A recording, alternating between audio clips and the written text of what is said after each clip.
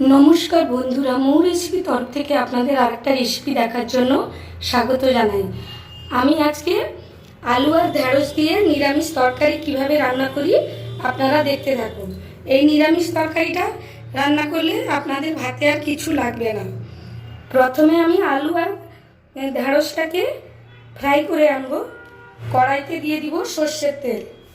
প্রথমে আলুটা ফ্রাই করে নেব।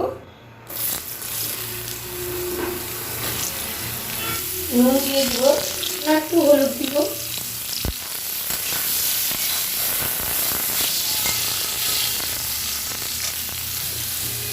আলুটা আমার ফ্রাই হয়ে গেছে, আমি তুলে আনবো। ওই তেলে আমি ঢেঁড়সটা ভেজে নেব। নুন দিয়ে দিব, একটু হলুদ দিব। ততক্ষণ ভাজবো যতক্ষণ ঢেঁড়সের লালা ভাবটা কেটে নামছে। আমার ঢেঁড়সটা ফ্রাই হয়ে গেছে, আমি তুলে আনবো। কড়াইতে তেল দিয়ে পাঁচ ফোড়নটা দিয়ে দিলাম, জিরা কাঁচা লঙ্কা দিয়ে দিলাম,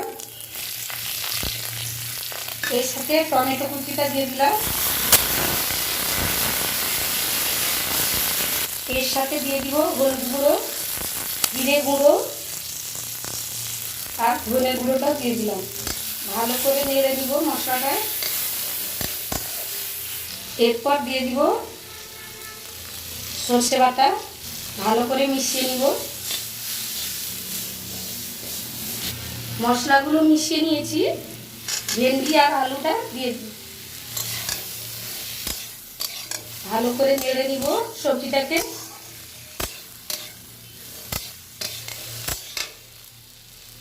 জলটা দিয়ে দিব।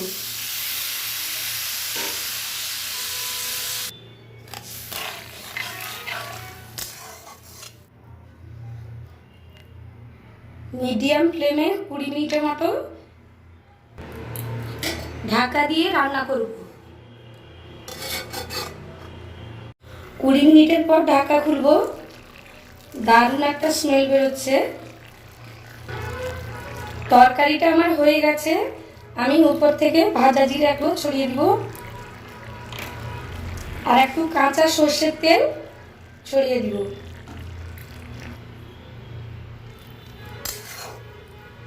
তরকারিটা আমার হয়ে গেছে, নামিয়ে আনবো আমি। বন্ধুরা, আমার এটি হয়ে গেছে আলু ঢেঁড়সের নিরামিষ তরকারি। আপনাদের এই রান্নাটি যদি ভালো লেগে থাকে তাহলে লাইক, কমেন্ট, শেয়ার করে দেবেন। আর নিত্য নতুন রেসিপি পাওয়ার জন্য আমার ইউটিউব চ্যানেলটিকে সাবস্ক্রাইব করে দেবেন। আর ফেসবুক মৌ রেসিপিস পেজে ফলো করে দেবেন। ধন্যবাদ।